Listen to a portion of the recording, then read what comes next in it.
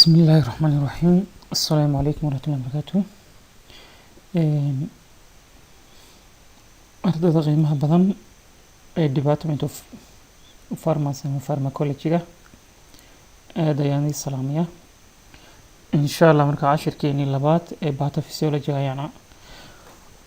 marka maanta idin soo gudbin doonaa. cashirkeeni maanta wuxuu ku saabsanaan doonaa alteration in GIT functions. marka alteration marka isbedel, marka change isbedel inkastoo ku dhaco gastrointestinal tract function. isbedel ku yimaada ama ku dhaco xaggii shaqadii marka dheefshiidka iyo mindhicirka. marka xanuunka ugu caansan ee caawan ka dhigan doono waxa weeye marka aynu maanta ka dhigan doono peptic ulcer disease. peptic ulcer disease kaas aynu dhigan doono insha Allah maanta. peptic ulcer disease-ka marka waa nabar ku sameysma marka stomach caloosh iyo duodenumka mindhicirka marka mindhicirka yar qaybtiisa koowaad nabar ku sameysma. nabarkaasi waxa uu ka dhashaa ama uu ka yimaadaa waxyaalo ka qayb qaadanayo in isbedel ku dhaco gidaarka koowaad ee caloosha marka mucosa layerki iyo submucosa labadaba uu gaari karaya. waxyaalahaas waxaa ka mid ah hadday kor u kacdo ICD ama aashitada caloosha ay soo deynaysay haddii ay korodho,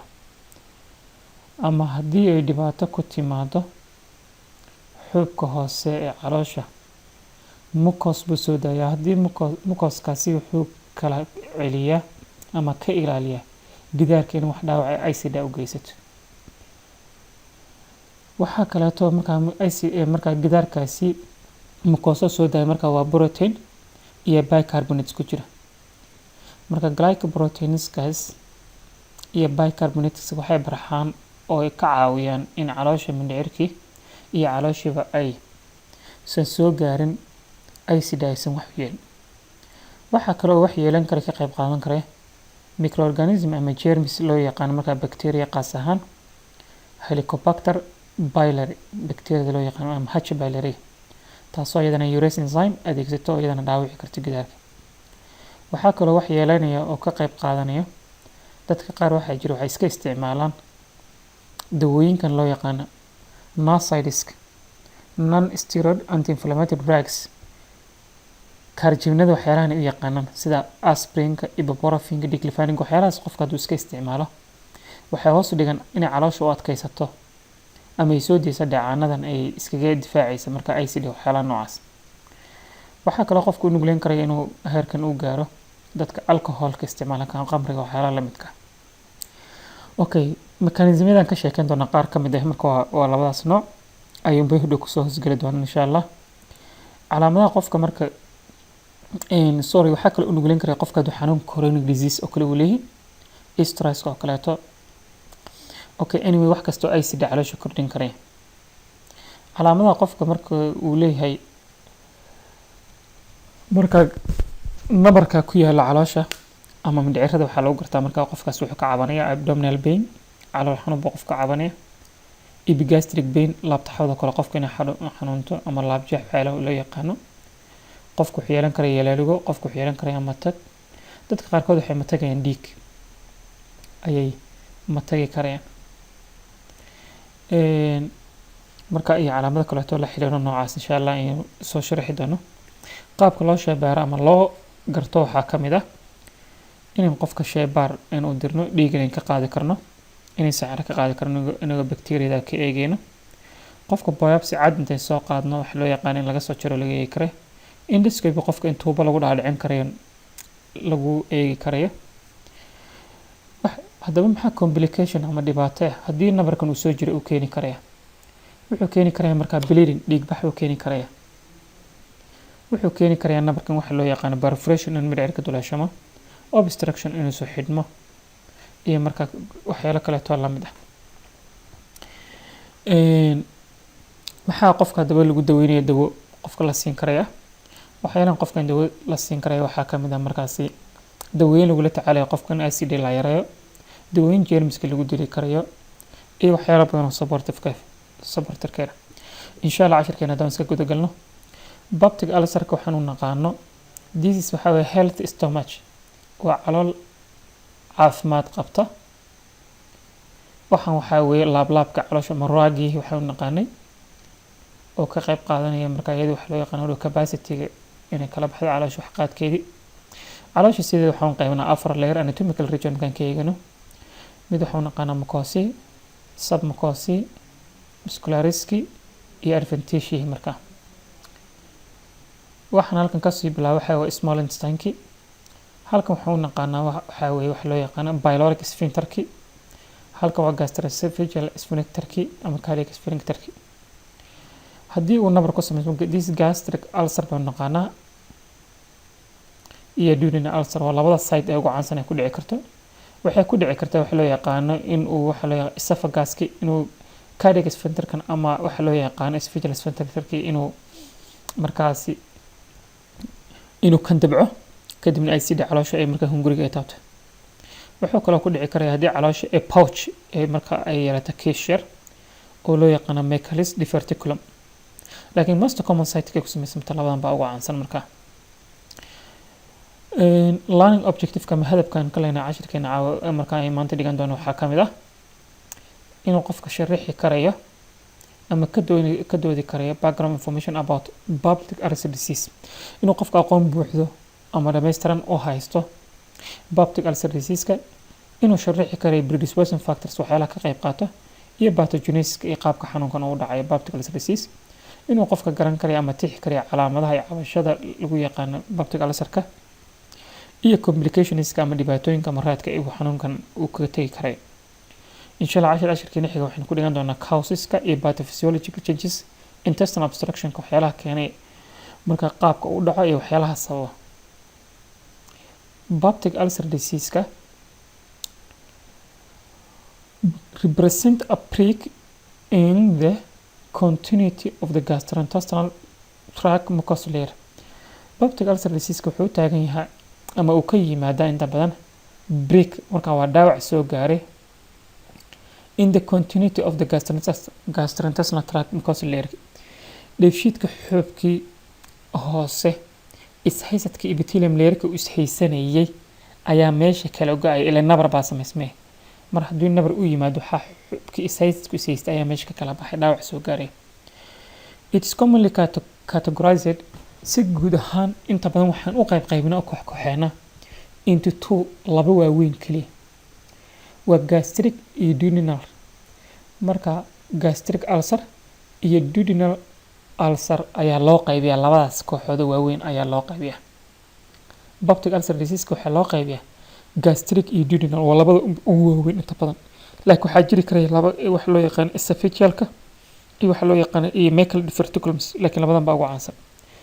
gastric iyo duodenal peptic ulcer disease peptic ulcers with their remission inta badan waxaa laga yaabaa inay iska bogsadaan ama exacerbations xilliyada qaar waxaa sii xuman karaya oo dhibaato weyn u keensan karaya chronic health problems dhibaato caafimaad haddii qofka xanuunadan waaweyn ay soo jiitamo kale qofka hadduu leeyahay waxaa way uga sii dari kareen qofka haddii dhakhtar la dhigo kale qofka haddii maskaxda dhaawac ka soo gaaro kale haddii qofka anesthesia in badan ku jirto oo kaleeto haddii qofka xanuunadan coronavirus uu leeyahay waxa la soo dhan way sii xumeyn karayaan duodenal ulcer are 5 to 10 times more common than gastric ulcer duodenal ulcer nabarka ku sameysma xagga mindhicirka yar weliba qaybtiisa koowaad wuxuu 5 goor ilaa iyo 10 goor ka caansan yahay ama ka badan yahay marka loo eego gastric ulcer nabarka ku sameysma caloosha ka caloosha ku sameysma waxaa ka caansan inta badan ka duodenal ulcer ku sameysma mindhicirka yar ulcer in the duodenum nabarka ku sameysma marka mindhicirka yar occur at NH da kastoo ku dhici karaya NH buu ku dhici karaya ama frequent wuxuu aad laakiin frequently uu ku badan yahay in ku aragnaa early adulthood inta badan ayaan ku aragnaa marka 30 jirka ilaa 40 jirka meelahaas ayuu ku badan yahay oon ku aragnaa halka gastric ulcer tend to affect inta badan nabarka caloosha ku samaysma wuxuu saameeyaa old age-ka dadka marka da'da waaweyn, dadka da'da ayuu ku badan kan marka caloosha ku samaysma with a peak incidence wuxuu aad weliba ugu sarreeya ku badan ku aragnaa waxa loo yaqaano 6 ilaa 7 decade marka 60 jirka ilaa 70 jirka ayuu ku sii badan yahay marka kuwaas ayuu ku sii badan yahay marka ay isbarbar dhigno marka kan wuxuu ku badan waxa loo yaqaano dadka ay niraano waxa loo yaqaano adultiga kan wuxuu ku badan waxa loo yaqaano oo dadka marka 60 jirka 70 jirka ku badan kan wuxuu ku badan early adulthood marka laga soo bilaabo 20 jir ilaa 30 jir ilaa 40 jirka meelahaas wali waxay yiraahdaan early adulthood waa sii qeexano xagga markaan eegayna marka dawladaha soo gaarka lagu sii eegayo kaleeto waxayna 18 ilaa 34 ilaa 35 ay yiraahdaan halka kan 60 jirka 70 jirka both types labada nooc of ulcer affect labada nooc waxay saameeyaan men ragga ku badan ama duudina ulcer ha noqdo ama gastric ulcer labadaba 3 goor ilaa 4 goor waxay ku badan yihiin ragga marka la barbar dhigo dumarka marka nabar peptic ulcer wuxuu ku badan yahay ragga marka loo eego dumarka peptic ulcer can occur in any area meel kasta oo kamid ah gastrointestinal tract ku dhici kara that is exposed ka soo la kulmay ama uu soo gaadhay acid pepsin secretions marka meel kasta acidka uu soo gaadho waxa way uu saameyn karaya una ku dhici karaya waxa way meel kasta ku dhici karaya okay common sites meelaha ugu caansan ku dhici kara waxa way ulceration esophagus inuu nabar ku sameeyo xagga marka hunguriga kaasoo baa waxana sababa reflux of gastric secretion inay dib ugu soo noqoto marka acid caloosha inta badan kan wuxuu ku badan waxa loo yaqaan xoogaa waxa loo yaqaan dumarka uurka leh maadaama caloosha ilmihii uu pressure kor soo qaaday chert waxa la yiraahdaa gastroesophageal reflux disease patient oo marka inta badan acid soo noqonayso marka ama waxa loo yaqaan cardiac sphincter ama esophageal sphincter ama gastroesophageal sphincter ba loo yaqaan stomach duodenum the common site meelaha ugu caansan ku dhaca waxa duodenumka stomach Michaelis diverticulum baa jirto ninkaas Michaelis la yiraahdo diverticulum ama pouch ama quiche ay marka qayb kamid ah caloosha ay sameysmatay sayna ugu dhaca predisposing factors ku xaalada inta badan ka qayb qaato peptic ulcer represent wuxuu taagan yahay break in the continuity of the mucosal layer xubka ugu hooseeya ee mindhicirka wax loo yaqaan ama caloosha ka soo dhaawac soo gaaro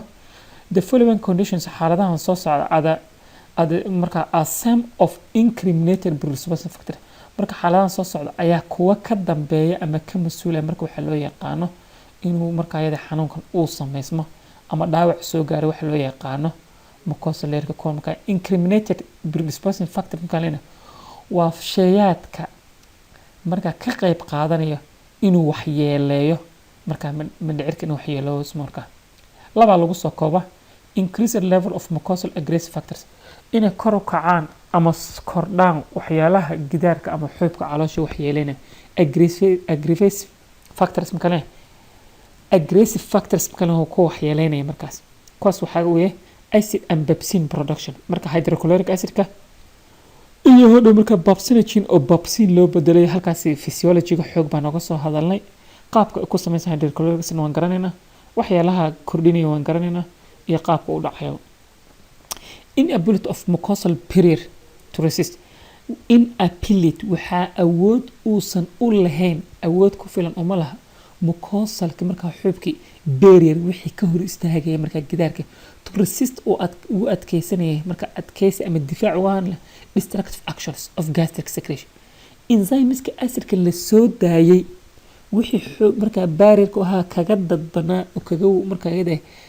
ka wajana ka difaacaya ayaa meesha ka baxay waxaas waa maxay waa mucus gastric mucosa ayaa wuxuu soo daayay mucosas wuxuu ka samaysan yahay marka fruitkaasi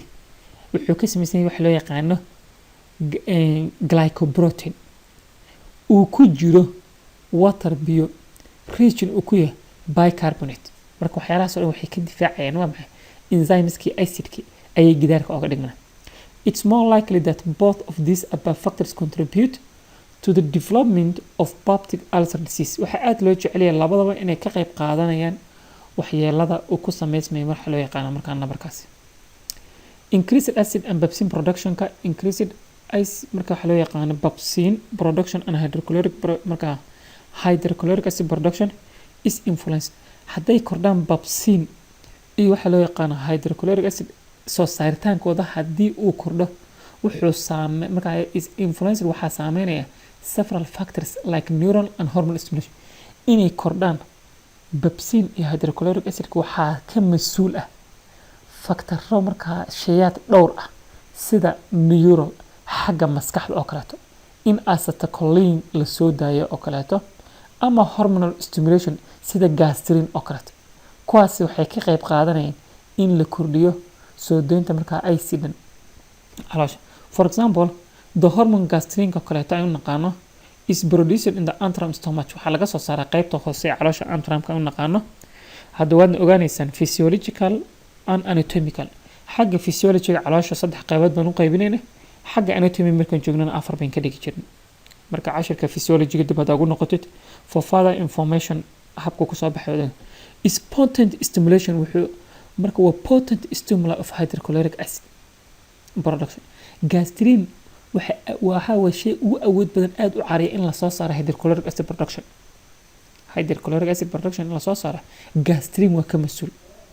xilli la joojiyay gastric acid markay gaadho 2 to 3 waliba 2 markay gaadho ayaa la joojiyaa meynir.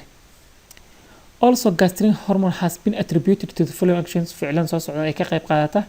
increased number of acid and pepsin producing cells in stomach inay kordhiso unugyada soo saaraya acid iyo waxa loo yaqaan pepsinta. Increased sensitivity inay waxa kordhay in u nuglaadaan waxa loo yaqaan parietal cells to food and other stimuli like waxa marka iyada soo in cunnada oo kale markay caloosha ay soo gaadho kale waa la soo saaraya parietal cells cunno markay caloosha soo gaadho isla markii waa la activate gareynaya. waxa kale oo ka mas'uul alcohol ka kale waxay active gareysaa waxa la soo saaray waxa loo yaqaan ICD waxayna joojisaa waxa loo yaqaan alcoholka iyo caffeine iyaguna waxay joojiyaan waxa loo yaqaan gastric mucosa la soo saaray marka fluidka la soo saaray waxayna kor u qaadaan waxa loo yaqaan hydrochloric acid production.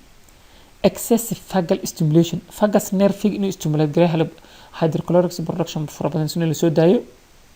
Impaired inhibition waxa impaired meesha xumaanayo marka iyada oo la joojinayo gastric secretion ka caloosha as a food moves into the stomach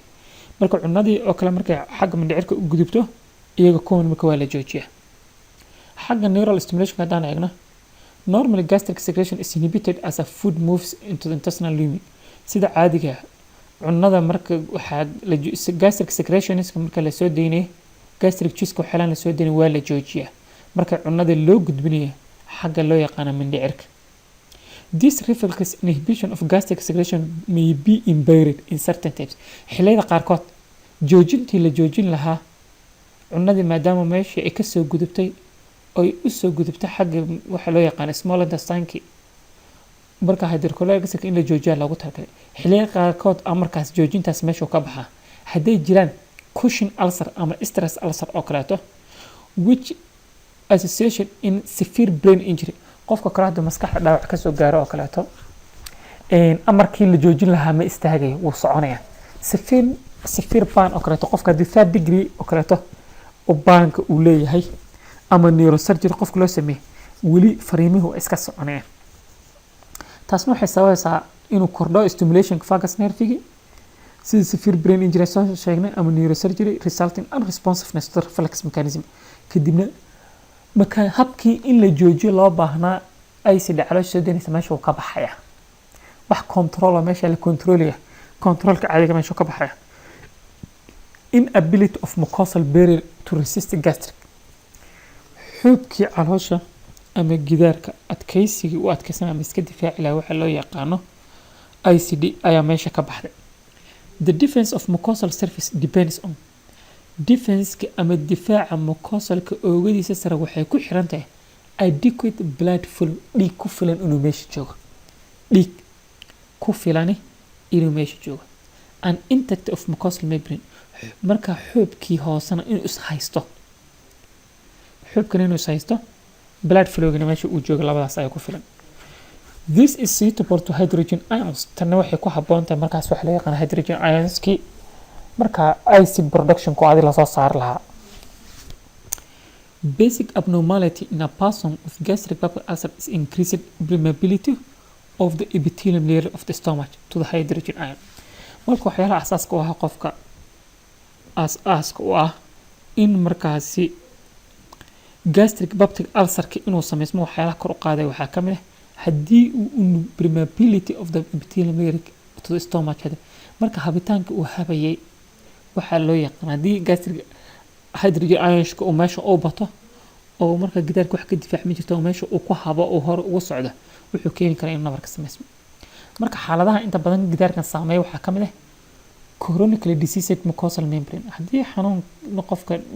waqti dheer muddo oo kale uu leeyahay kuwaasi inta badan unable to secrete sufficient mucus effective to form barrier xanuuna qofka haddii uu leeyahay inta badan stresska waxyaalaha iskaga badan xanuuna chronic disease taasna ma saamaxaysa markaas in la soo saaro marka wax loo yaqaano mucoska inuu soo saaro marka mucus fluid oo marka barrier u ah